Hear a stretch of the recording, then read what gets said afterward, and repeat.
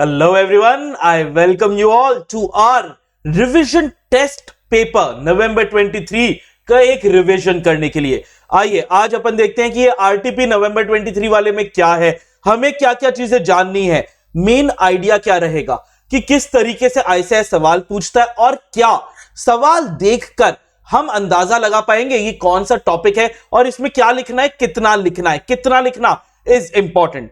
करें क्या स्टार्ट अपना RTP November 23 paper number 6 auditing and assurance. आइए तो सबसे पहले हर किसी आरटीपी में आईसीआई क्या करता है भाई, सबसे पहले आईसीआई देता है एकेडमिक अपडेट। मैं तुम लोग को अभी बता देता हूं, इस पे टाइम वेस्ट करने की तुमको जरूरत नहीं है। एक भी अपडेट ऐसा नहीं है जो तुम्हारे लिए इंपॉर्टेंट है या जो तुम्हारे लिए तुमने पढ़ा नहीं है। मतलब जितने भी अपडेट इन्होंने यहां पे दिए थे वो सारे के सारे तुमको ऑलरेडी पता है, तुम्हारे मॉड्यूल्स के अंदर इनको ऑलरेडी इनकॉर्पोरेट कर दिया गया है। लेकिन क्या है ना सर, बच्चे है ना प्रोफेशनली स्केप्टिक हो रखे हैं, है ना प्रोफेशनली स्केप्टिक हो रखे हो ना, तुमको भरोसा ही नहीं है कि नहीं सर कुछ तो अलग होगा। तो चलो आओ एक बार है ना तुम्हारे साथ इन अपडेट्स को है ना जल्दी डिस्कस कर लेता हूं। जल्दी करूंगा क्योंकि ये सब तुम्हारे ऑलरेडी हो चुका है। इसी समय तुम अपने मॉड्यूल, चाहे मेरी बुक से आप पढ़ रहे हो चाहे आईसी मॉड्यूल से पढ़ रहे हो, उनको निकाल के रखो। सबसे पहला अपडेट ये बोल रहा है कि भाई हमारे चैप्टर 9 के अंदर है, तो जल्दी से आ जाओ चैप्टर 9, पॉज करो यहां पे और चैप्टर 9 पे आओ कि सर ये जो टॉपिक है ना शेयर इशूड एट डिस्काउंट, ये बोल रहा है इसमें कोई बदलाव है। सर बदलाव जो था वो ऑलरेडी आ चुका है।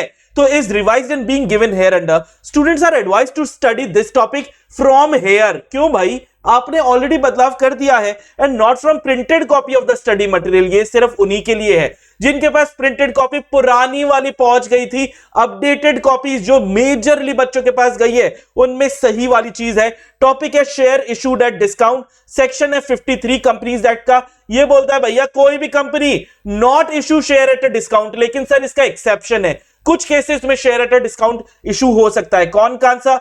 एक तो sweat equity share under section 54 या अगर वो क्या था सर, अगर रीफाइनेंस हम कर देते हैं, ये देखो issue share at a discount to the creditor अगर converted into statutory resolution debt restructuring in accordance with the guidelines वगैरह आरबीआई की जो गाइडलाइंस है उनके हिसाब से, यही चीज हम लोगों ने पढ़ी थी। इसके अलावा सर हमने कर दिया तो इन दो सिचुएशन के, ये जो ब्लू वाला है ये दो सिचुएशन है, इन दो सिचुएशन में चलेगा कि स्वेट इक्विटी या डेट रीस्ट्रक्चरिंग में किया तो चलेगा। इसके अलावा कर दिया भाई, इसके अलावा कर दिया ना तो शैल बी वॉइड हो जाएगा। वैसे तो करना ही नहीं है, दो सिचुएशन में कर लो, इसके अलावा कर दिया तो शेयर वॉइड हो जाएगा। मेरे को ये 2A लगता है, 1 के बाद में आपको एग्जाम में लिखना चाहिए, नहीं तो नहीं। फिर अगर कंपनी सर नहीं करती, फेल हो जाती है कि हमने तो फिर भी कर दिया डिस्काउंट पे इशू, तब क्या फटके पड़ेंगे सर, पेनल्टी जो amount equal to the amount raise through the issue. जितना डिस्काउंट के थ्रू आपने पैसा रेज किया है, डिस्काउंट पे शेयर इशू करके पैसा रेज किया है, एक या तो उतना या 5 लाख, इन दोनों में जो भी कम हो ये देना पड़ेगा। साथ में कंपनी को रिफंड भी करना पड़ेगा सारा पैसा अलॉन्ग विथ इंटरेस्ट। ये एग्जाम में एमसीक्यू में आ सकता है, इंटरेस्ट 12% पर एनम का ये भी लगेगा। कहां से? From the date of issue to the person जिसको भी किया है, ये एमसीक्यू में आ सकता है। बहुत ध्यान से आप लोगों ने यही पढ़ा था, मैंने जो पढ़ाया उद्देश्य रेगुलर में, अगर आप लोग मेरे से पढ़े हो बेटा, आप लोग यही चीज पढ़ के आए हो। ऑडिटर क्या चेक करेगा सर? ये भी सेम है कि एक तो movement in share capital check करेगा, इतना सा लिखने के नंबर मिलेंगे सर। ये पूरा जितना आरटीपी में दिया है उतना लिखने की जरूरत नहीं होती है बेटा, जितना यहां पे दिया हुआ है उतना लिखने की जरूरत नहीं है, ठीक है। आ जाओ, एक तो मूवमेंट इन शेयर कैपिटल, दूसरा not issued share at a discount, ठीक है। मिनट्स ऑफ मीटिंग चेक करेगा, अगर डिस्काउंट में किया हुआ है तो क्रेडिटर को डेट रीस्ट्रक्चरिंग याद रख लो, डेट रीस्ट्रक्चरिंग इंपॉर्टेंट वर्ड है, इसमें किया है क्या, बस इतना सा याद करना है। स्वेट इक्विटी भी आप जरूर यहां पे लिख सकते हो, कुछ भी यहां पे नया नहीं। फिर देखते हैं, ये बोल रहा है एकेडमिक अपडेट कि सर चैप्टर 10 के अंदर कुछ बदलाव है। मैं कह रहा हूं कोई बदलाव ही नहीं है, तो आओ देखते हैं। ये कह रहा है सर 10.36 के अंदर बदलाव है। ये 10.36 तो यानी कारो वाली चीजें आ रही हैं, तो आ जाओ देखते हैं कि sir rule 11 of companies audit and auditors rule prescribe other matters to be included in the report. ये अदर मैटर क्या है?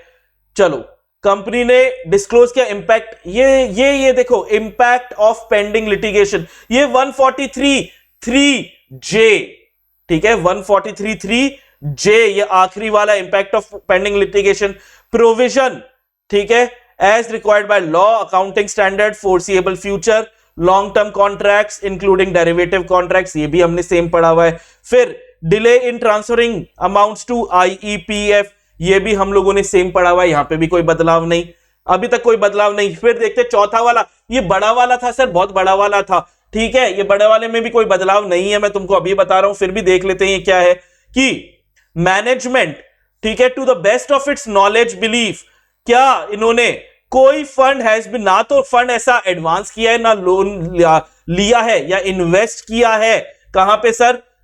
बोरोड फंड और शेयर प्रीमियम या अदर सोर्सेस से, किसको?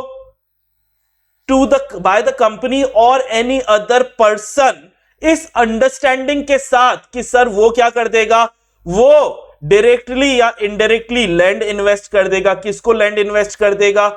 अदर पर्सन या entities identified in a manner on behalf of the companies, जो ultimate beneficiary हो। कोई बदलाव नहीं है, कोई बदलाव, यहां पे कोई बदलाव नहीं है, कंफ्यूज नहीं होना है, जो चार्ट बनाया है वहीं से आपको पढ़ना है। फिर वापस से to the best of knowledge believe disclose funds receive foreign entities, यहां पे नया नाटक क्या आ गया? बाकी सब सेम है, फॉरेन एंटिटीज का नया नाटक आ गया, बस अल्टीमेट बेनिफिशियरी, और कुछ भी यहां पे कुछ भी बदलाव नहीं है।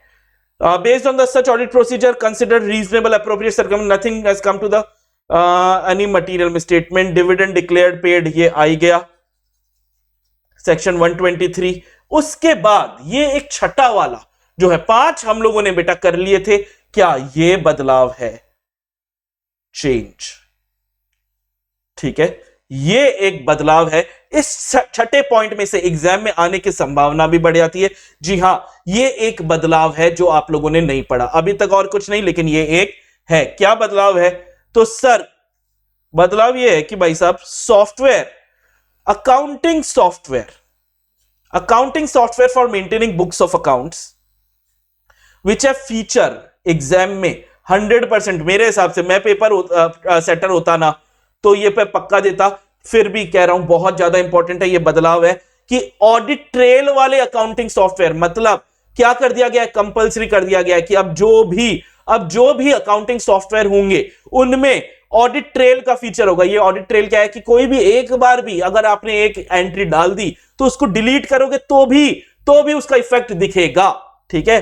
तो feature of recording audit trail, that is edit log facility, and the same has been operated throughout the year. Audit trail software में ऑडिट ट्रेल का सिस्टम होना चाहिए कि कोई भी एंट्री अगर आपने डिलीट भी की या एडिट भी की तो उसका इंपैक्ट दिखेगा, और थ्रू आउट द ईयर ये ट्रेल होनी चाहिए। For all transaction recorded in the software, an audit trail feature has not been tampered with, इससे छेड़खानी नहीं की गई है। And the audit trail has been preserved by the company, audit trail has been preserved by the company as per the requirement of record retention. Exam के लिए बेटा audit trail related मैं आपको बता रहा हूं क्या लिखना है।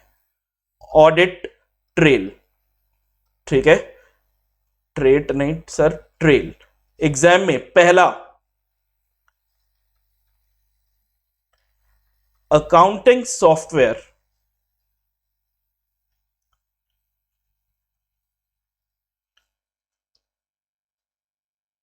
have audit trail system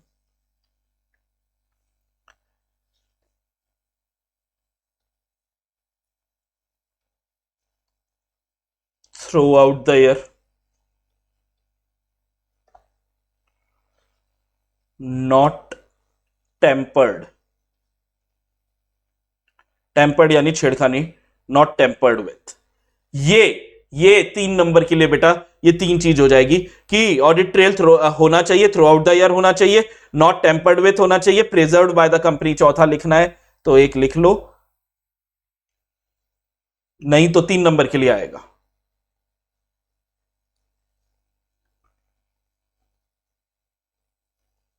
preserve bye the company. चलो फिर चैप्टर 10 के अंदर पनिशमेंट फॉर नॉन कंप्लायंस, इसमें तो कोई बदलाव नहीं हुआ क्योंकि कंपनीज एक्ट में कोई अमेंडमेंट इस तरीके का नहीं आया। पनिशमेंट वाला है कि भैया अगर पहला तो कंपनी वाला था, कंपनी ठीक है कॉन्ट्रावीन करती है क्या क्या सेक्शन 139 से 146, तो भाई कंपनी को फाइन लगेगा नॉट लेस देन 25,000 रुपए, एक्सटेंड 5 लाख रुपए।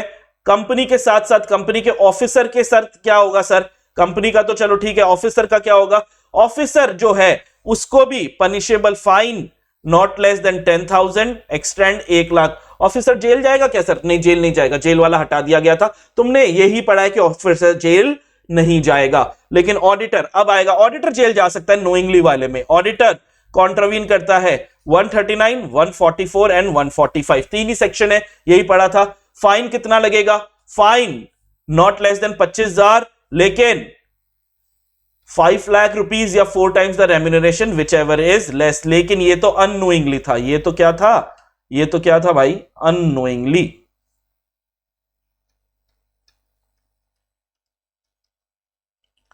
क्योंकि सर नोइंगली के अंदर क्या हो जाएगा, नोइंगली के अंदर अगर नोइंगली ये सारी चीजें हुई हैं तो पनिशेबल इम्प्रिजनमेंट के साथ साथ जो 1 साल तक का है इम्प्रिजनमेंट वो तो है ही है, फाइन नॉट लेस देन 50,000 जो 25 लाख तक जा सकता है, या 8 टाइम्स द रेम्यूनरेशन, यही आप लोगों ने पढ़ा था, विच एवर इज लेस। यहां पे कोई बदलाव नहीं आया।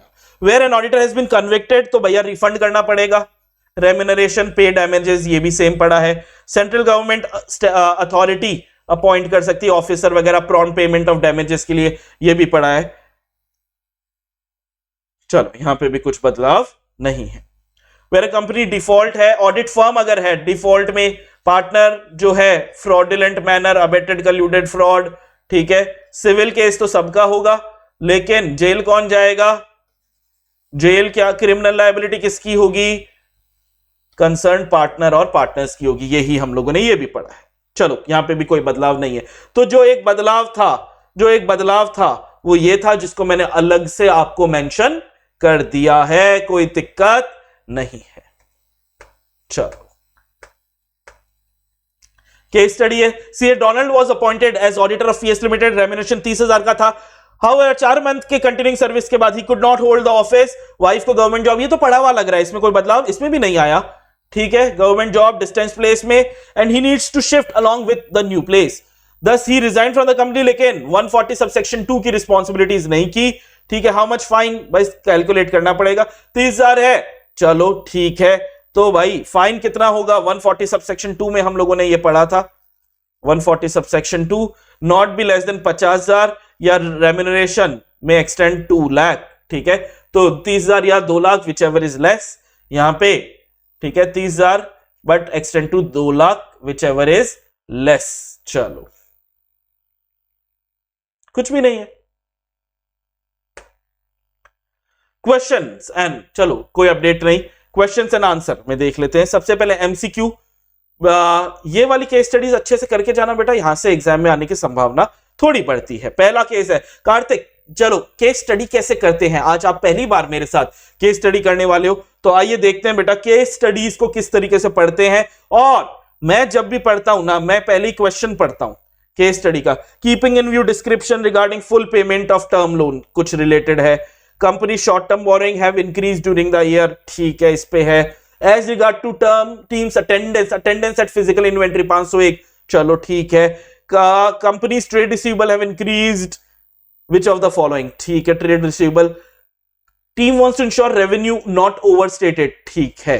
चलो ये 5 सवाल मैंने पढ़ लिए, 5 सवाल मैंने पढ़ लिए। अब मैं ये केस स्टडी पढ़ता हूं, देखते हैं, क्योंकि जब अब मैं केस स्टडी पढ़ूंगा ना, तब इन सवालों के आसपास मेरा दिमाग थोड़ा ज्यादा फोकस करेगा। कार्तिक सीए स्टूडेंट है, undergoing his article training, is the part of engagement team, ठीक है, आर्टिकल है, एंगेजमेंट टीम का पार्ट है। Conducting statutory auditor of MSc Auto Private Limited, a company engaged in the manufacture of automobile spare part. The company has its manufacturing facility located at Pimpri Chinchwad Industrial Belt. ओहो, पुणे के पास में है ये belt. It is a profit-making company, चलो NPO नहीं है, and it's one of the most sought after by the banks in the area due to good track record. Loan देने के लिए sought after company भी है। The following is the extent of financial information taken from the pre-audit financial statement for the year 22-23। क्या figure है पिछले साल के, इस ईयर 22 इधर है, 23 उधर है, ठीक है। शेयर कैपिटल सेम रही। लॉन्ग टर्म बोरोइंग जो थी वो उड़ा दी, मतलब रीपे कर दिया गया है लोन, ठीक है। 15,000 इन 2000, ठीक है। शॉर्ट टर्म बोरोइंग सर 15,000 से 55,000 इन 2000, चलो ठीक है, इंक्रीज हुआ है। इन्वेंट्री 27,000 से 35,000 इंक्रीज हुआ है। ट्रेड रिसीवेबल 25,000 से 60,000 इंक्रीज हुआ है। रेवेन्यू फ्रॉम ऑपरेशन जो है 1 लाख से 3 लाख, ज्यादा 3 गुना हुआ है, वेरी नाइस। पीबीटी 18,000 से 60,000, वेरी नाइस। कंपनी बड़ा अच्छा काम कर रही है, चलो ठीक है। While going through the schedule of the long-term borrowing and books of accounts, he finds that reduction हुआ है long-term borrowing में on account of full payment हो गया है, ठीक है, in the month of April 22 taken from the bank. However, he finds that charge in respect of above term loan in favor of bank is still subsisting in MCA portal. जो आपको पता है ना, फिक्स्ड एसेट गिरवी रख के हम लेते हैं, वो अभी भी एमसीए के पोर्टल पे दिख रहा है कि यार अभी भी आपका फिक्स्ड एसेट गिरवी दिख रहा है, beyond statutory period due to non registration of charge satisfaction. चलो ये एक दिक्कत की है। He had read about assertion pertaining to the balance sheet and income statement. However, he was not sure about the nomenclature assigned to the assertions pertaining to balance sheet and income statement. The team had also attended physical inventory, इस पे तो सवाल भी था, at the year end in accordance with SA 501. Besides company trade receivable, इस पे भी सवाल था, increased हुआ है 25,000 से 60,000. His understanding is that increase in company's trade receivable as compared to last year signifies longer time taken by the company's customer to make payment. चलो ठीक है, रिकवर करने में टाइम लग रहा है कंपनी से. Consider substantial rise in revenue from operation in the year under audit. He wants to ensure revenue of the company is not overstated. ठीक है, कोई जनरल सी बात है यार, कोई यहां पे नहीं है, रेवेन्यू भी बहुत बड़े हैं तो डेटर्स भी बड़े हैं. आओ पहली चीज यहां पे क्या बोल रहा है ये सर, पहली चीज ये बोल रहा है keeping in view of the description regarding full payment term loan का, लॉन्ग टर्म की बात हो रही है, and non registration of satisfaction of charge, which of the following is correct? क्या सही है? The above fact may be disclosed by the companies management in its financial statement at the discretion along with the reasons of such disclosure would bring transparency. कि ये बात company को disclose करनी चाहिए कि हमने चार्ज नहीं हुआ. The above fact along with the reason is required to be disclosed by the company financial according ऐसे के हिसाब से भाई ये तो बिल्कुल भी नहीं है, ऐसे के हिसाब से तो काम होगा ही नहीं. ऐसे के हिसाब से सर ऑडिट होती है. पहले वाले को अभी मैंने उड़ाया नहीं है बेटा, पहले वाला अभी भी मेरे को ठीक लग रहा है, लेकिन दूसरा वाला तो पक्का गलत है. क्यों? ऐसे के हिसाब से डिस्क्लोजर्स थोड़ी होते हैं. तीसरा, the above fact along with reason required to be disclosed in the financial statement according with schedule 3. ये तो एकदम सही है ही, शेड्यूल 3 के हिसाब से डिस्क्लोजर होता है, तो ये भी फर्स्ट भी सही लग रहा है, थर्ड भी सही लग रहा है. The above fact is not required to be disclosed in long term has already been repaid. नहीं डिस्क्लोजर तो चाहिए क्योंकि चार्ज नहीं है. तो सेकंड एंड फोर्थ पक्का है सर, ऊपर साफ साफ दिख रहा है कि आंसर 3 है, लेकिन आप ऐसे, तुम्हारे लिए आंसर दे दिया है मैंने, लेकिन इसको सोचोगे बेटा, एलिमिनेट करोगे. अब 1 भी मेरे को थोड़ा ठीक लग रहा है और 3 भी मेरे को ठीक, 3 तो पक्का ठीक है. अब आपको दिमाग क्या लगाना है, कौन सा पक्का ठीक है और कौन सा कच्चा पक्का ठीक है. तो पक्का ठीक तो सर 3 है, तो पक्का 3 तो ये 3 है.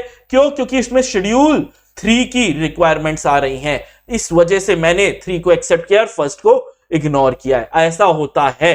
दूसरा the company short term borrowing have increase during the year. ये तो हमें दिख रहा है. One of the following assertion is not relevant.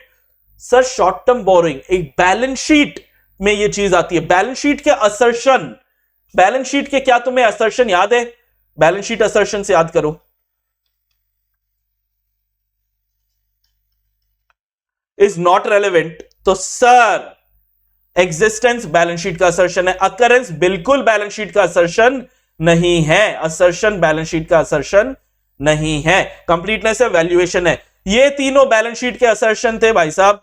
ये भी बैलेंस शीट असर्शन है, ये भी है, ये भी है. सेकंड वाला बैलेंस शीट का असर्शन नहीं है, इसीलिए असर्शन याद करवाए थे. आ जाओ तीसरा देख लेते हैं क्या है. Sir as regard to teams attendance at physical inventory count process of the company's inventory in accordance with 501 is concerned, which of the following is not relevant? 501 याद है क्या? Inspection of inventory होता है 501 में. Checking appropriate method employed for valuation of inventory. ये appropriate method check करना 501 में नहीं होता भाई साहब. मैनेजमेंट इंस्ट्रक्शन होता है और परफॉर्मिंग टेस्ट काउंट होता है. ये वाला हमारा 501 method of valuation of inventory 501 का पार्ट नहीं है. 501 का पार्ट नहीं है. ये तीनों है. उसके बाद the company's trade receivable have increased during the as compared to last year. Which of the following is most appropriate regarding understanding of Karthik? Karthik जो आर्टिकल असिस्टेंट है, कार्तिक का व्यू क्या है? Is correct and it has led to increased audit risk pertaining to valuation of trade receivable. Therefore, audit team needs to go through trade receivable aging schedule. ओहो, Kartik view incorrect है भाई. क्यों? ये तो एकदम सही है ही. कार्तिक का व्यू इनकरेक्ट क्यों लग रहा है भाई? कार्तिक का व्यू इनकरेक्ट लग रहा है क्योंकि भाई सेल्स भी तो इंक्रीज हुई है. इतनी सेल इंक्रीज हुई है तो ट्रेड रिसीवेबल इंक्रीज होंगे. बाकी Kartik view is correct. Kartik view भाई, कार्तिक का व्यू बाकी तीनों में करेक्ट बोल रहा है. करेक्ट ही नहीं है, इनकरेक्ट है. The team wants to ensure that revenue of the company are not overstated. Which of the following is not likely to be relevant under audit procedure in this regard? Obtaining confirmation. तो भाई confirmation करना ही पड़ेगा. क्यों? Revenue है, confirmation लेंगे. GST वगैरह check करेंगे, credit notes check करेंगे. भाई क्रेडिट नोट चेक करेंगे ना, डेबिट नोट थोड़ी चेक करेंगे. ले, ये वाले जो नॉट लाइकली. डेबिट नोट नहीं चेक करते हैं सर. सेल्स में क्रेडिट नोट चेक होता है. ये बात तुम लोग को पता है. चैप्टर 9 में हम लोगों ने इस चीज को पढ़ा था. आइए आगे चलते हैं. केस सिनेरियो 2 देख लेते हैं बेटा. CAX has accepted offer of conducting statutory audit. लेकिन उससे पहले एक बार सवाल देख लें क्या क्या पूछ रहा है भाई. Auditor has erroneously concluded that standard operating procedure not followed. ठीक है, कंट्रोल की बात है. Auditor has tested 20 sample, यानी ऑडिट सैंपलिंग का भी सवाल आ रहा है. ठीक है. Which method of selecting sample आ गया. Auditor has decided to merely verify arithmetical accuracy and reconciliation of aging schedule. Okay. Keeping in view of inherent limitation of audit. क्या बात है, हमारा फेवरेट टॉपिक भी आ गया. नाइस. ठीक है, आ जाओ सवाल अब पढ़ते हैं. CAX has accepted offer of conducting statutory audit of financial statement of DOS Solutions Private Limited, keeping in mind the requirement of standards on auditing, including those relating to SA 300, यानी planning and audit of financial statement. He plans audit so that it is conducted in an effective manner. He knows that because of the inherent limitations of an audit, there is an audit risk in audit of financial statement, even though audit is properly planned and performed in accordance with the standards on auditing. Considering nature of operations of the company, he has decided to use audit sampling in performing audit procedure. सही है, चलेगा. The various areas of his testing include TOC over revenue. ठीक है. Expenditure, asset, liability of the company. TOC कर रहा है, test of control कर रहा है. Besides, he has decided to perform TOD in respect of all the areas in the financial statement. Perfect है, कोई दिक्कत ही नहीं है. While verifying the test of controls over purchase order placed by the company based on the selected audit sample, he has erroneously concluded that standard operating procedure for placing purchase order are not being followed strictly and controls are less effective than they actually are. Erroneously, उसने गलती से ये बोल दिया कि controls are less effective than they actually are. Okay, गलती कर दी auditor ने. Further, while testing controls over wage payment, he has tested 20 samples wage sheet of different sections of the company and find that one wage sheet has not been signed by the authorized officer. Not been signed मतलब ये तो control सही से काम नहीं किया. Authorising officer control है, ये सही से काम नहीं किया. The rate of deviation word बोला है, यानी कंट्रोल में डिविएशन आता है. सेट बाय हिम 3% पे कि यार चलो 3% की डिविएशन है तो चलेगा. During the course of designing procedure for selecting samples for verification of trade receivable, he has decided to divide trade receivable balances into groups. क्या क्या ग्रुप में balances in excess of 10 lakh, 7.5 ये तो देखा हुआ सा लग रहा है. से 10 लाख, 5 लाख से 7.5 लाख, 2.5 लाख से 5 लाख एंड 2.5 लाख से below. He has planned to pick up different percentage of items from each group. Random sample is chosen from each group. ये stratified random sampling लग रहा है बेटा. Stratas बना दिए अलग अलग और उसमें से random उठा रहा है. ठीक है, random number table से. Good, good, good. Some of the trade payable of the company were outstanding since long. He has decided to merely verify arithmetic. Long time है, लेकिन फिर भी सिर्फ arithmetical accuracy of aging schedule and its reconciliation with the books. हो सकता है यहां पे कोई fraud हो, ये गलत कर गया. Therefore, nature of audit procedure, nature of financial reporting itself need for audit to be conducted with reasonable period of time and reasonable period of cost all led to inherent limitations of audit. ठीक है, अब क्या बोल रहे हो भाई साहब, आइए. ये बोल रहा है the auditor has erroneously concluded that SOP for placing purchase order are not being followed strictly and controls are less effective than they actually are. Which of the following statement is likely to be true in this regard?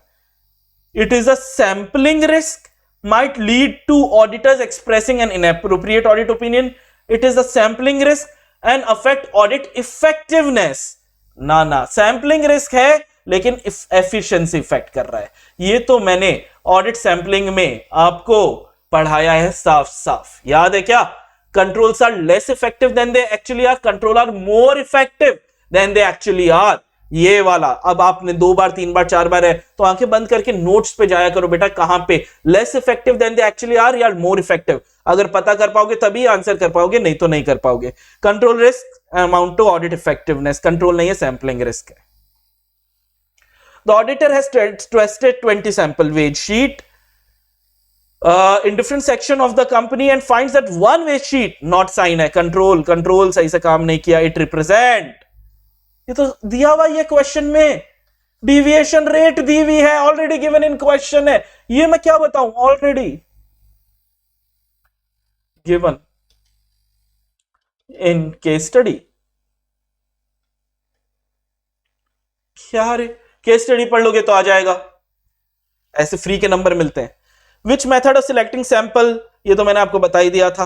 ये तो stratified, simple random नहीं है, stratified random है. Systematic नहीं है, block नहीं है, stratified. Ideally stratified random होना चाहिए, लेकिन और कोई रैंडम ऑप्शन ही नहीं दिया हुआ तो हमारे को स्ट्रेटिफाइड सैंपल मिल जाता है.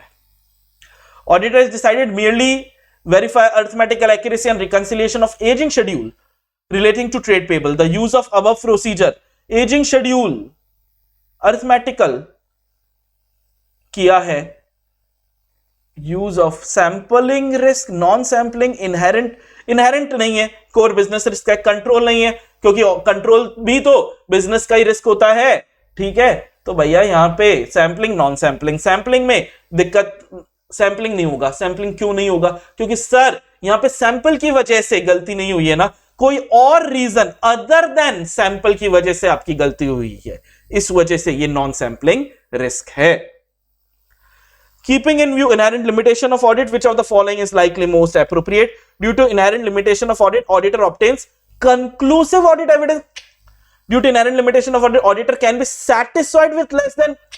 Due to inherent limitation of audit, subsequent discovery of material misstatement in the financial statement after audit, which was conducted in accordance with essay, does not indicate a failure of audit. बाद में मिला है, ये सही लग रहा है. Due to inherent limitation of audit, auditor can skip a difficult है. तो भैया बाकी 3 तो है ही थर्ड क्लास, 1, 2 एंड 4 तो है ही थर्ड क्लास. इस वजह से मैं 3 को, मेरे को नहीं लगता था 3 सही है, मेरे को पता नहीं था, लेकिन मेरे को 100% ये पता है सर 1, 2 और 4 तो पक्का से गलत है, इसीलिए 3 सही हो गया. ये एलिमिनेशन वाला तरीका जो है ना बेटा, ये बहुत एग्जाम में काम आएगा आपको एमसीक्यू में. जनरल एमसीक्यूज भी है. Mister A auditor and mister B finance manager of XYZ private limited company है एंड आर फ्रेंड्स. ठीक है, ऑडिटर और फाइनेंस मैनेजर फ्रेंड्स है, फ्रेंड होना तो चलेगा. Mister A prepares the audit report according to the wishes and direction of mister B. In this situation, which of essentially the auditor has been compromised? Independence, साफ स्वतंत्रता, compromise easy था. Dash occur when auditor forms relationship with the client. अरे familiarity threat, ये तो मेरे को है क्या आंसर? है सीधा familiarity threat, ये तो सीधा पता था. तुमको पता लगा था क्या सीधा? ये बताना मेरे को. Person with responsibility of overseeing the strategic direction of the entity, ये TCWG है, and obligation related to accountability are, देखो आंसर सही है, गेस था, मैं सच्ची कह रहा हूं बेटा, मैं पढ़ के नहीं आया कि सर आपने पहले ही पढ़ लिया, नहीं, सच्ची नहीं पढ़ा, तुमको लगता है इतना टाइम है, या इतना टाइम है भी तो इतना एफर्ट डालेंगे, नहीं, लेकिन ओवरसीइंग वर्ड देखते ही, स्ट्रेटेजिक डायरेक्शन देखते ही मन में आता है TCWG। Which of the following, ये तुम्हारे मन में आता है क्या यार? अगर आता है तो कॉन्फिडेंस तुम्हारा बढ़ जाएगा, बस ओवर कॉन्फिडेंस मत हो जाना। Which of the following is a risk that arise from the use of IT system? Direct data change, ये तो है। Limited monitoring, नहीं। Adequate segregation, नहीं। Authorized access to data, unauthorized access होता ना तो मैं यहां पे कंफ्यूज हो जाता। तो पहला वाला तो मेरे को साफ साफ पता लगता है, डायरेक्ट डेटा चेंजेस, याद है ना, फेसबुक के रिलेशनशिप स्टेटस बदले थे तुम्हारे। ABC Limited is engaged in manufacturing of electric two-wheelers. Okay, during the year, a customer has gone to the court due to incident of fire in a battery-operated vehicle. Okay, ये litigation claim 501 लग रहा है, लेकिन मेरे को अभी आगे नहीं पता है, देखते हैं।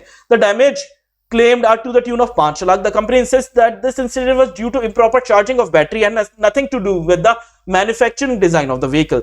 The company's lawyer advised that it is probable that the company is not likely to be held liable. Probability जीत जाओगे case. It is likely to be reflected in financial statement under contingent liability. Accounts का सवाल है, 501 भी नहीं आया, Accounts का सवाल है।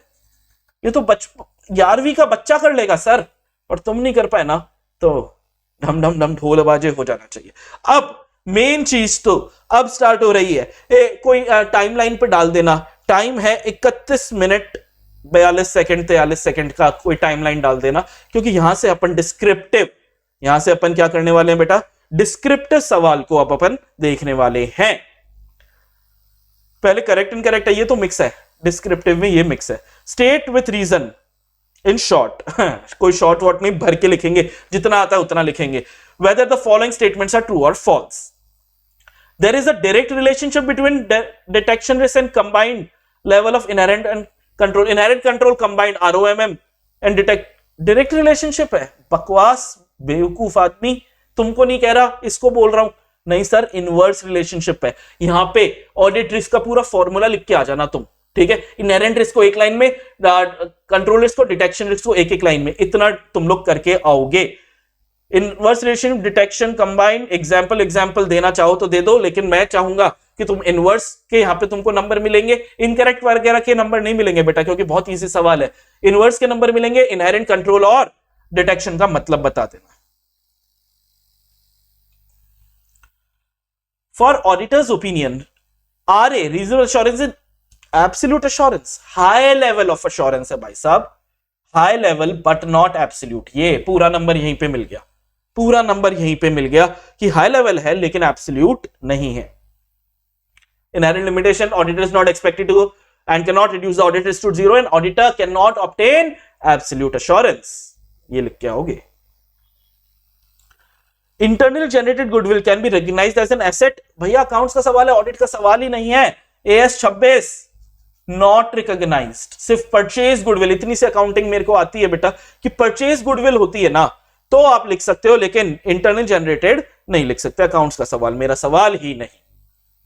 Sample size is not a valid criteria to distinguish between statistical and non-statistical. ये तो सही बात है, सैंपल साइज नहीं है, कैरेक्टरिस्टिक्स ऑफ सैंपलिंग है बेटा, तो करेक्ट है ये तो बात ही। ऑडिटर्स जजमेंट है, not a valid criteria, sample must be representative.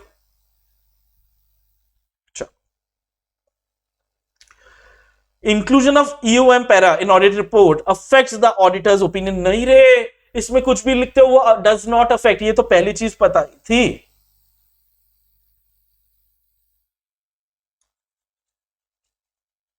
EOM के बारे में जो जानकारी है तुम्हें वो लिखोगे और बस ये अंडरलाइन करके आओगे, does not affect। A perceived opportunity to commit fraud, ये मैंने शायद फ्रॉड रिस्क फैक्टर में पढ़ा था। may exist when individual believes internal control can be overridden। सही बात है, अगर इंटरनल कंट्रोल को हमें पता है कि हम कंट्रोल्स को ओवरराइड कर सकते हैं, मैनेजमेंट के पास ही होता है पावर, तो अपॉर्चुनिटी है टू कमिट फ्रॉड। करेक्ट है।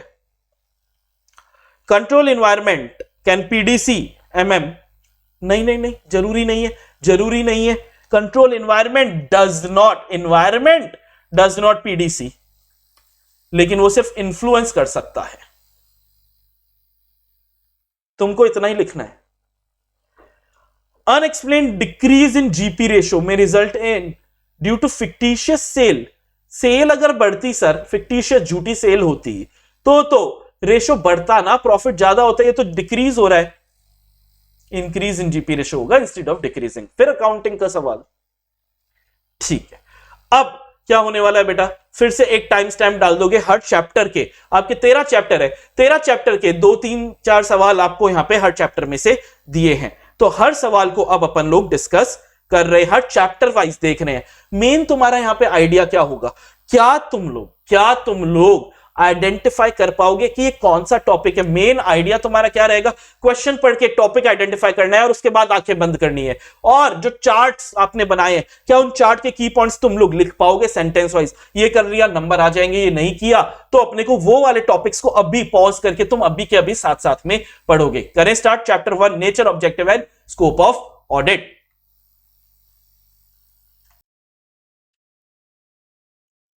पहला सवाल देख लेते हैं।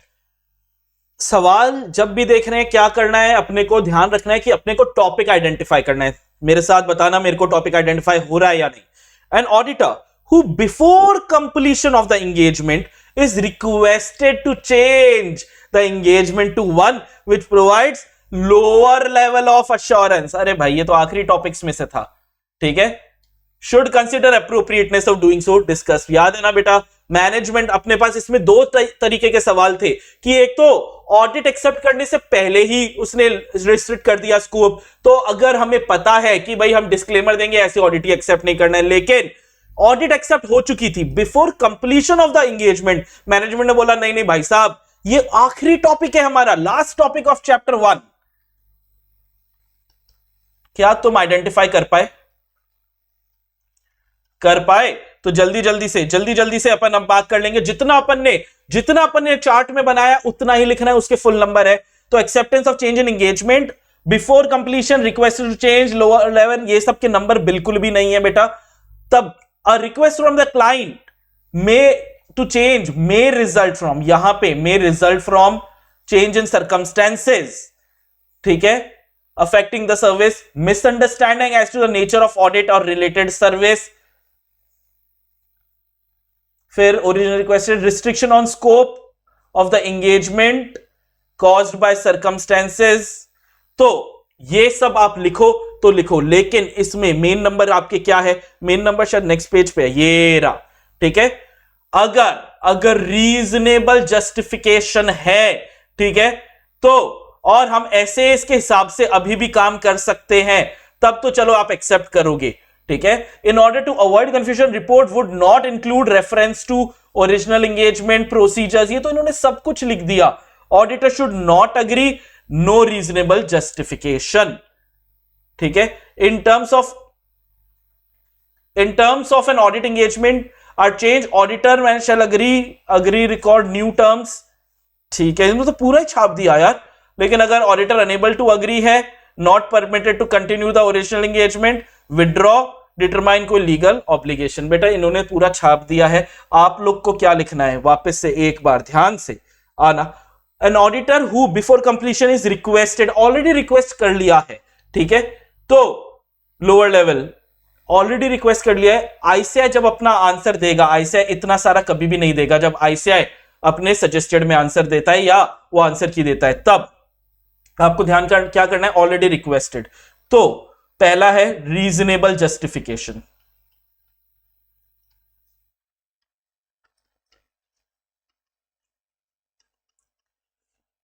दूसरा सर्कमस्टेंसेस, तीसरा एज पर ऐसे, ये है तो मे एक्सेप्ट, लेकिन अगर एक्सेप्ट कर रहा है तो न्यू न्यू अग्रीमेंट बनेगा, प्लस साइन होंगे। अगर ये नहीं है तो अदरवाइज, या आप लोग को सेंटेंस आप बना लोगे ना, मैं आपको कीवर्ड लिख रहा हूं, सेंटेंस आप बना लोगे ना, उसके बाद otherwise, if not, if not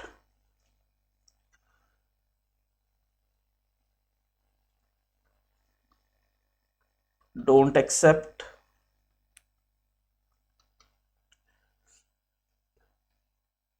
management refuses to continue, withdraw, and legal and regulatory requirement. तुम्हारे मेरे पीछे छुप गया क्या है? हाँ, दिख गया तुम लोग को? दिख गया अच्छे से? हाँ, लीगल एंड रेगुलेटरी रिक्वायरमेंट, ये कीवर्ड्स है, इससे सेंटेंस। अब सर इससे कम नहीं लिख सकते, क्यों कम नहीं लिख सकते सर? क्योंकि टॉपिक बहुत इजी है, तो इतना तो बेटा लिखना पड़ेगा। बी वाला है, mister Z an auditor of the company different and capable limited for the financial year 22-23 explain to the audit team member about the objective, सवाल यहां पे दिख रहा है मेरे को, अभी पता नहीं, objectives of the independent auditor in accordance with the relevant standard, explain those objectives। अरे भाई साहब, फ्री के नंबर, ऑडिट के ऑब्जेक्टिव्स बताने हैं, ये obtain reasonable assurance that the financial statement as a whole are free from material misstatement due to fraud या error। पहला तो ये हो गया, और दूसरा हो गया रिपोर्ट करना है फाइनेंशियल स्टेटमेंट में और कम्युनिकेट करना है जो भी एसएस ने बोला in according with auditors finding. बचपन ऐसा नहीं लग रहा, ये बचपन से आता है, और ये अगर आ गया तो सर हम नंबर लेके ही आएंगे, छोड़ेंगे नहीं, छोड़ मत देना, पिट जाओगे।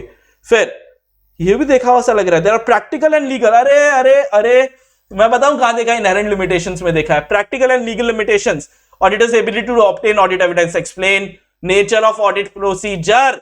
इसके 3 थे जिसके मेरे को बहुत दुख था, मेरे को याद है क्या? प्रैक्टिकल एंड लीगल लिमिटेशंस, क्या कि सर इंटेंशनली या अनइंटेंशनली मैनेजमेंट या other may not provide complete information, ठीक है। दूसरा, फ्रॉड में involve sophisticated carefully organise scheme design to conceal it. तीसरा, जिसका सबसे बड़ा दुख, क्या हूं, audit is not an official investigation into alleged wrongdoing, auditor is not given any specific legal power। ऐसा नहीं लग रहा बचपन से आता है ये? अगर तुम प्रैक्टिकल और लीगल वर्ड को कोरिलेट कर पाते तो ये फ्री के नंबर आ जाते। बताओ कर पाए या नहीं?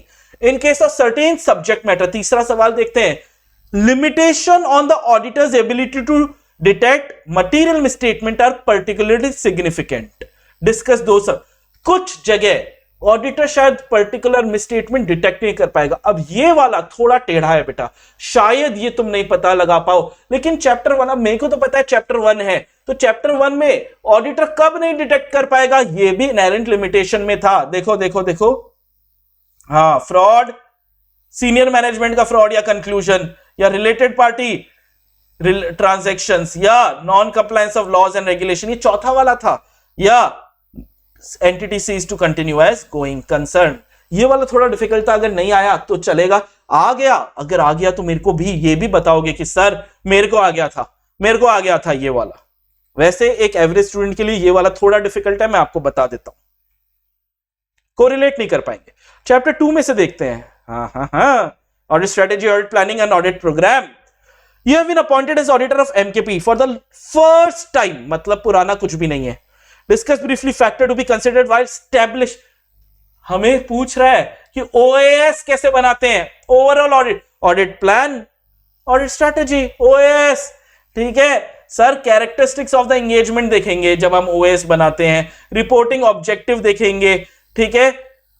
कौन से फैक्टर है जो टीम एफर्ट, ये मैंने नोट्स में साफ साफ दिया हुआ है, टीम के effort, overall audit strategy, preliminary engagement activity के result, knowledge gain, and finally NET of resources को मैंने क्या बोला था, ऑडिट प्रोसीजर्स।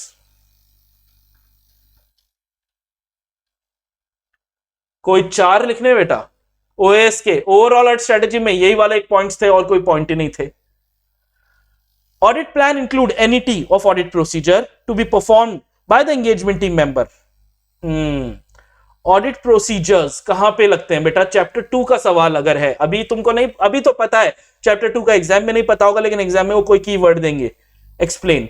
चैप्टर 2 में पहली बार आरएपी और एफएपी के बारे में बात हुई थी, कहां? Development of audit plan. ये थोड़ा सा टेढ़ा है। चैप्टर 2 पता है मेरे को, तो मेरे को पता लग गया सर ये डेवलपमेंट ऑफ ऑडिट प्लान का आंसर होना चाहिए। देखिए हाँ, ये देखो डेवलपमेंट ऑफ ऑडिट प्लान का आंसर है 315 और 330। ये आपने लिख दिया पूरे नंबर, आरएपी और FAP.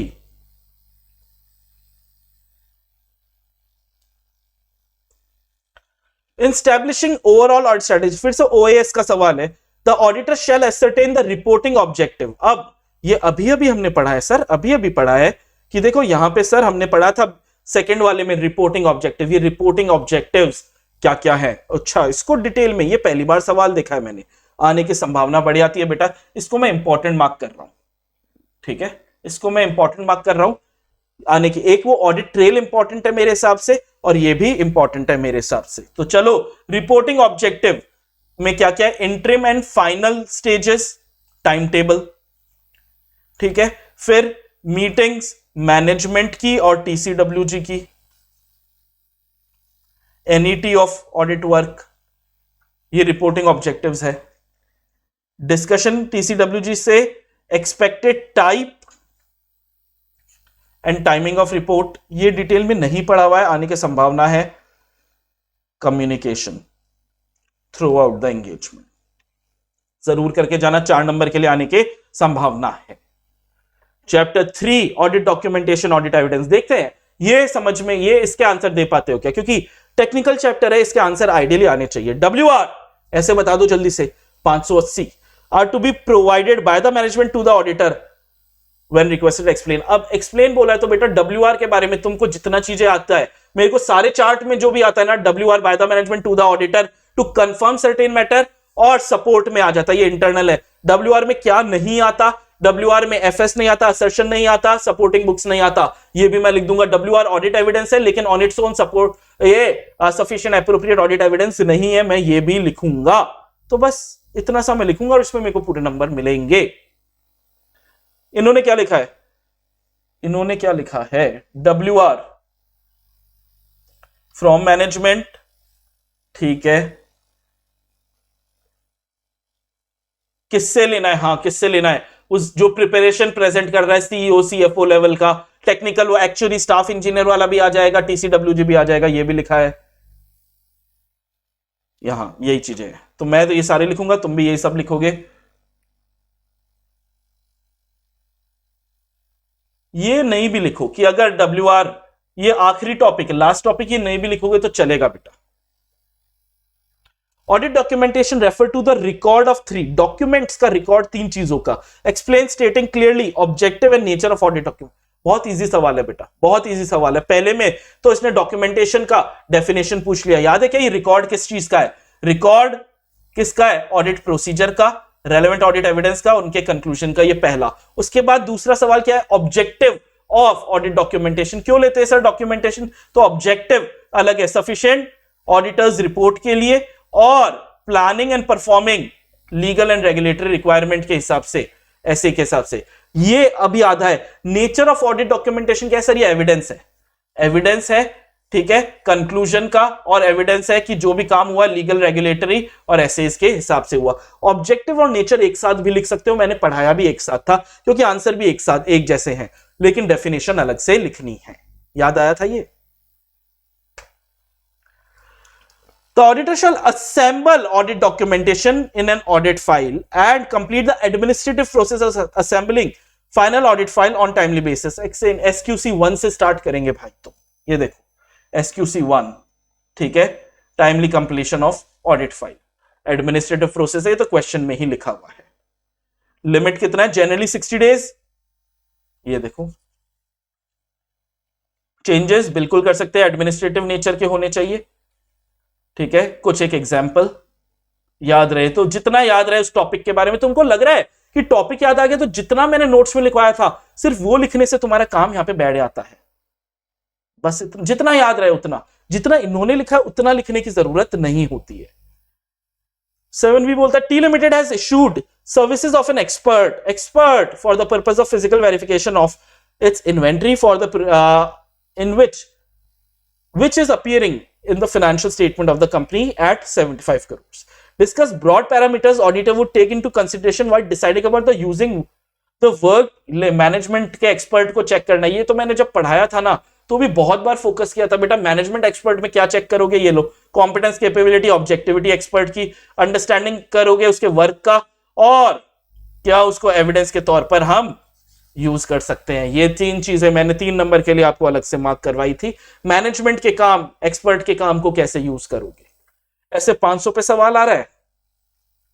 Stage 2 audit evidence explains what constitute audit evidence in the audit of financial statement, यानी ऑडिट एविडेंस की डेफिनेशन देनी है। ठीक है, a combination of test of accounting records and other information is generally used by the auditor in support of his opinion. Explain and discuss meaning, बेटा audit evidence की definition देनी है। Audit evidence क्या है?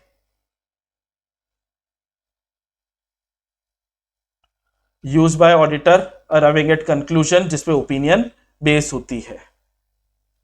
ये financial statement and underlying account other information में मिलता है। फाइनेंशियल स्टेटमेंट में क्या चीजें आती है वो तुम यहां पे लिखोगे, अदर में क्या चीजें आती है वो भी मैंने चार्ट में लिखा दिया था। इन्होंने 3 पेज भर दिए, अपना एक चार्ट में काम हुआ था।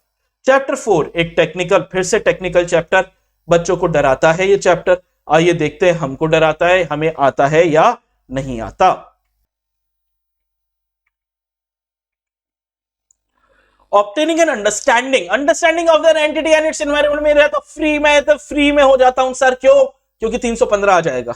Establishes the frame of reference within which the auditor plans the audit and exercise professional judgment throughout. Explain giving example. ओहो हो 315 का नाम लिखूंगा सबसे पहले। तो obtaining understanding of an entity including internal control continuous process है, dynamic process है, gathering, analyzing, updating information। ROMM देखते हैं, materiality चेक करते हैं, selection and application of accounting policy area जहां पे स्पेशल ऑडिट कंसिडरेशन है, expectation of analytical procedure, sufficiency appropriateness of audit evidence. कोई भी 4 याद करने हैं आपको, पढ़ा हुआ।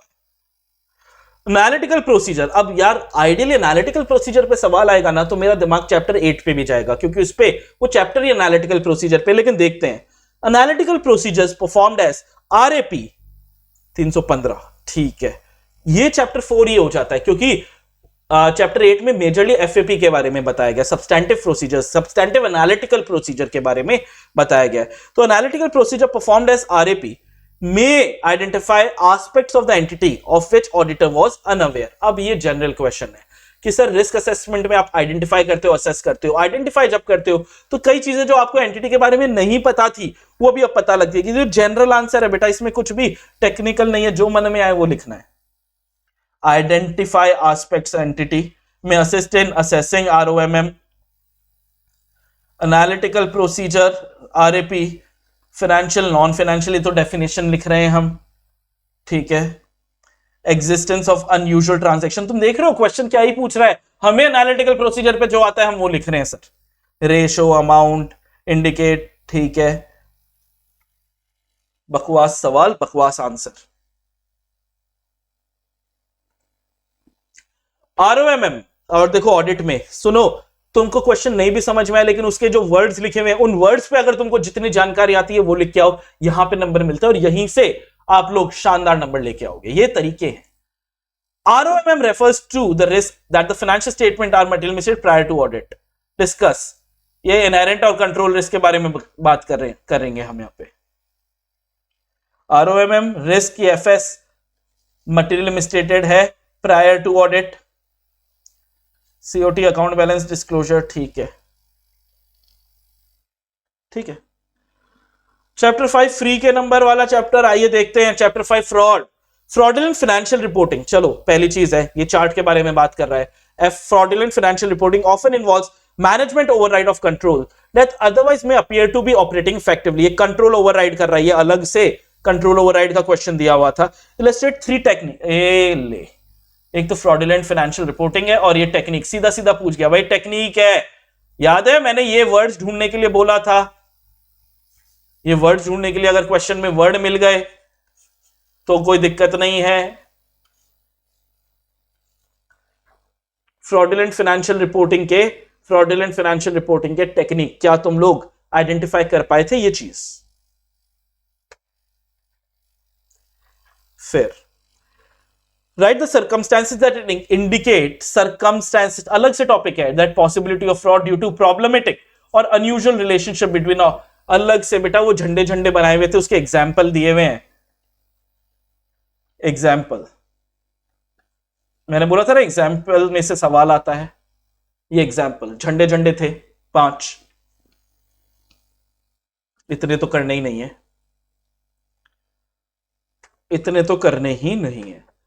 चैप्टर 6 में से देखते हैं, ये अब टेक्निकल है, देखें 6, 7, 8। When a business operate in a more automated, we are likely to see several business functions and activities happening within the system. List down business functions and activities happening.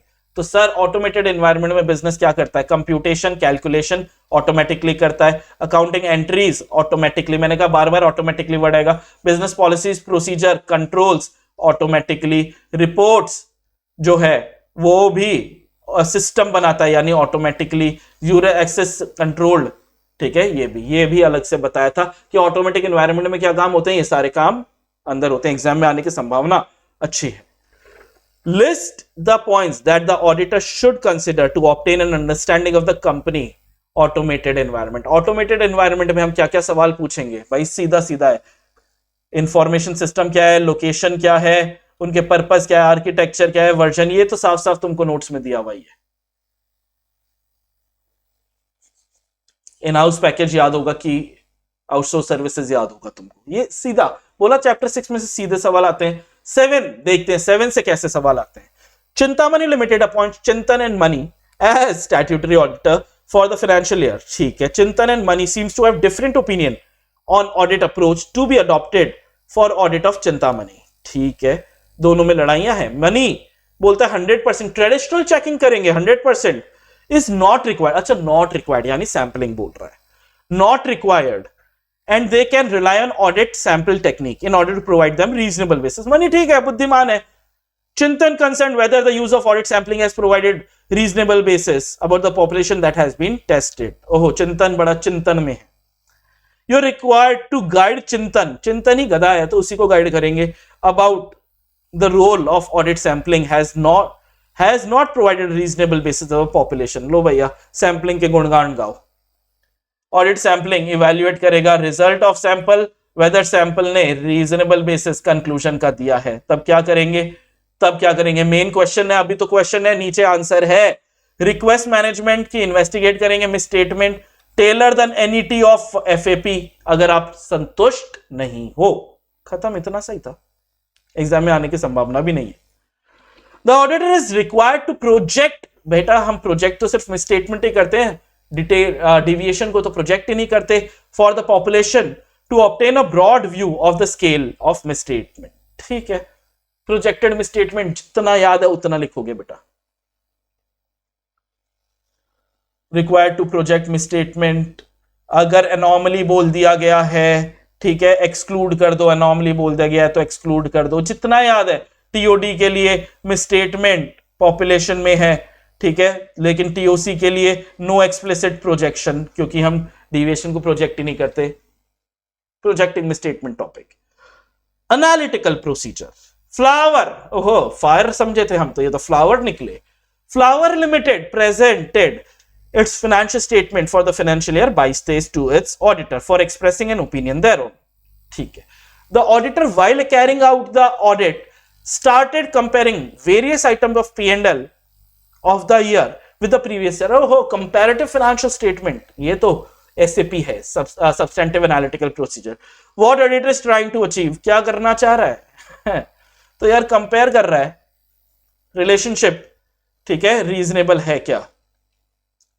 Balance included P&L में amount of increase decrease देखेगा, ratios देखेगा, manipulate या inflated profits तो नहीं है ये देखेगा, और अनयूजुअल ट्रांजैक्शन अमाउंट ट्रेंड ये देखेगा।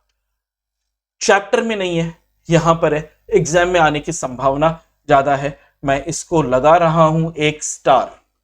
एग्जाम में आने की संभावना, क्योंकि चैप्टर में नहीं है, लेकिन कॉमन सेंस है तो चैप्टर में ऐसे नहीं भी देता। इन्हीं चीजों को हम बोलते हैं आउट ऑफ सिलेबस, लेकिन कॉमन सेंस की चीज।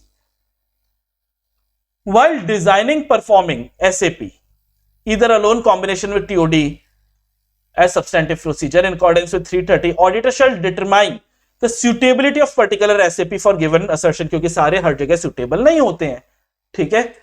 Taking out assessed ROMM and TOD, ठीक है, discuss। तो भैया कॉमन सेंस है ये भी, मतलब डायरेक्ट दे रहा है। SAP more applicable large volume of transaction जो tend to be predictable over time है, based on expectation and relationship among data जो exist है और continue भी करेगा, absence of known condition to the contrary, suitability depend on auditor's assessment, unsophisticated predictive model भी analytical अच्छे effective model हो जाते हैं। इतनी चीजें अगर याद थी तो नंबर मिलेंगे। अब ये याद कब होती हैं? जब आपने नोट्स को गहन अध्ययन किया है, आपको क्वेश्चन बिल्कुल समझ में नहीं आ रहा, उनको भी आंसर नंबर मिल जाते हैं जिनको क्वेश्चन नहीं समझ में आता। क्वेश्चन नहीं समझ में आता, लेकिन सर इस चैप्टर को मैंने बहुत अच्छे से पढ़ा था, जितना आता है उतना लिखो, अंडरलाइन कर करके लिखो, कहीं तो कुछ तो 1-2 नंबर तो मिलेंगे ही मिलेंगे। Chapter 9 audit of items of financial statement, common sense chapter है, क्वेश्चन भी आते हैं। Messrs. MP and Company Chartered Accountants have been appointed as auditor of LMP Private Limited. The partner of the firm asked the audit assistant to carry out examination in depth, detail में, okay, of the payment made to the creditor. Advice, क्या document, creditor को पैसा दिया है, क्या क्या चीजें check करेगा, ये कॉमन सेंस आ गया। इनवॉइस एंड स्टेटमेंट, ये तुम लोगों ने मेरे को क्लास के दौरान भी बताए थे, statement account, inventory record, goods received note, GR बोलते हैं ना, GR नोट, इंस्पेक्शन सर्टिफिकेट, ये मन से लिख रहे हैं, ओरिजिनल ऑर्डर मन से लिख रहे हैं, मैंने बोला common sense. As an auditor how will you verify hire purchase, ये हायर परचेज ट्रांजैक्शन को वेरीफाई कैसे करेंगे? In the case of entity engage the business, entity खुद ही लोन दे रही है तो कैसे करेंगे? हायर परचेज प्राइस देखेंगे, कैश प्राइस। ये तो चैप्टर 13 का नहीं है क्या? डेट ऑफ अग्रीमेंट, ये तो चैप्टर 13 का है। चैप्टर 13 में बेटा ये चीजें हम लोगों ने पढ़ी थी। भाई तुम कहां से आ गए, समझाओ। चैप्टर 13 में ये चीजें हमने पढ़ी थी। नंबर ऑफ इंस्टॉलमेंट, गुड्स के बारे में, पेमेंट रेगुलरली रिसीव हो रहा है या नहीं। A junior accountant of a limited company has not separated transactions of one period from those of the ensuing period. ओहो, अलग अलग ही नहीं किया। As an auditor state the correct procedure, cut off है, पीरियड कट ऑफ, यहां तक के यहां पे, यहां तक के यहां पे। अकाउंटिंग कंटिन्यूस प्रोसेस है, बकवास, तो कट ऑफ अरेंजमेंट डालना है, ये मेन नंबर देगा। इंटरनल कंट्रोल सिस्टम देखना है कि अपने आप कट ऑफ क्यों नहीं हुआ। Not usually affected by continuity of business, auditor goods purchase, client inventory, ये मन से है, इसमें कुछ भी बुक से नहीं उठाया बेटा, मन से है। 10, इसमें तो नंबर कट गए तो पिटाइए। Provisions regarding appointment of auditor, first auditor, subsequent, मैं कर ही नहीं रहा। फर्स्ट ऑडिटर 7/6, subsequent 5/1, लेकिन गवर्नमेंट सब लिखोगे, जितना चार्ट में है सब लिखोगे, मतलब ही नहीं है डिस्कस करने का। सेक्शन 143J, क्योंकि इसमें छठा पॉइंट आ गया, the rule discuss the matter. बेटा मेन तो जो ये वाला है ना, ये है बहुत इंपॉर्टेंट, सबसे इंपॉर्टेंट है ये, ठीक है। ये ही क्या है, सबसे इंपॉर्टेंट। ऑडिट ट्रेल पे सवाल है, ऑडिट ट्रेल पे सवाल है।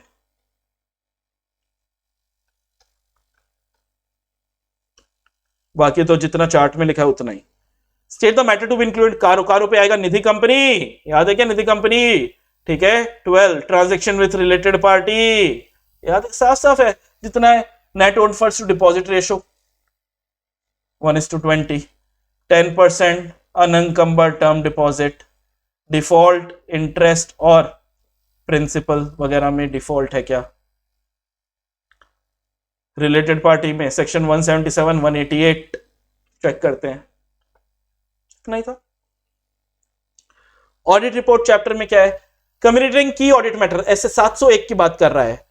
In an is in the context of auditor having formed an opinion on financial statement. Communicating key audit matter is not considered as substitute or alternative for the number of important item.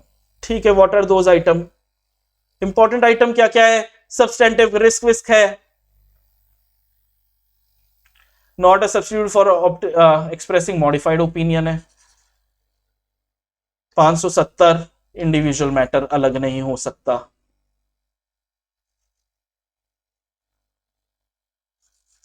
साफ साफ कि क्या क्या नहीं लिखेंगे, not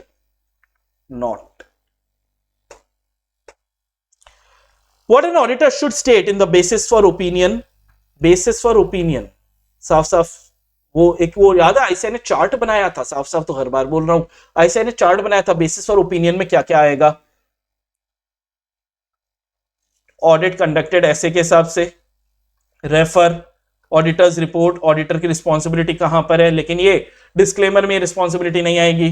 include a statement, auditor independent है, state auditor beliefs कि evidence जो भी मिले हैं वो सफिशिएंट एप्रोप्रिएट है।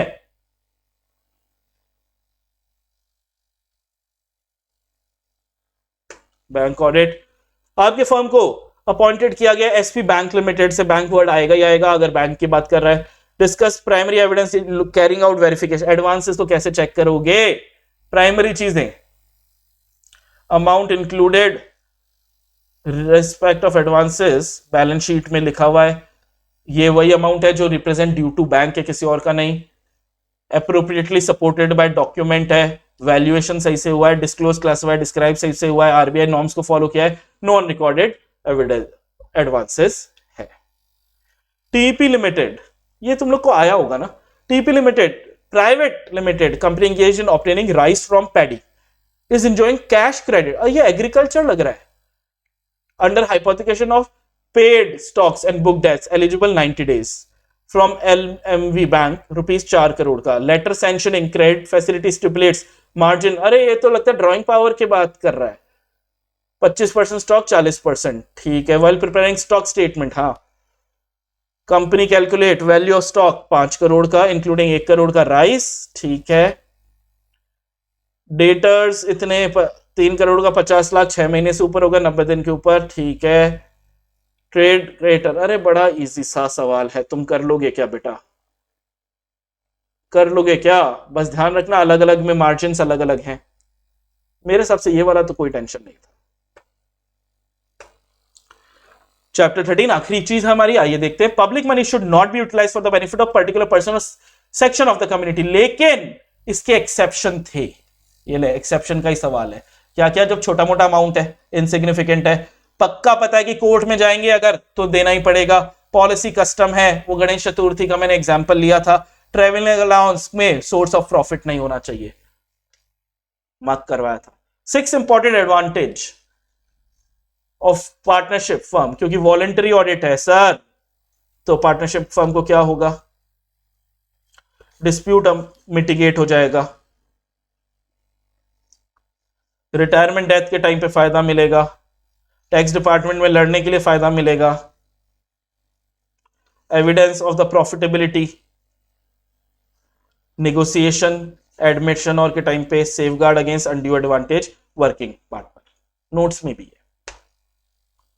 खत्म। कितना टाइम लगा? 1 घंटा 8 मिनट। तो यहां पे हमारा आरटीपी होता है। आरटीपी पे तुम लोग को एक बहुत इंपॉर्टेंट चीज, बहुत मजेदार चीज क्या पता लगी? ये पता लगी सर अगर हमें आता है तो डायरेक्ट क्वेश्चन आता है, हम सब कुछ लिख देंगे, हमें नहीं आता तो हम टॉपिक्स उठाएंगे उस क्वेश्चन में से, उस टॉपिक में हमको जितना आता है हम सब कुछ लिखेंगे, और यही तरीका है ऑडिट में नंबर लाने का। I wish you all the very best. जल्दी मिलने वाले हैं बेटा अपन लोग एक डाउट सॉल्विंग सेशन के अंदर, कोई भी डाउट होंगे आप उसमें टेकअप कर सकते हैं। Thank you so much, wish you all the best.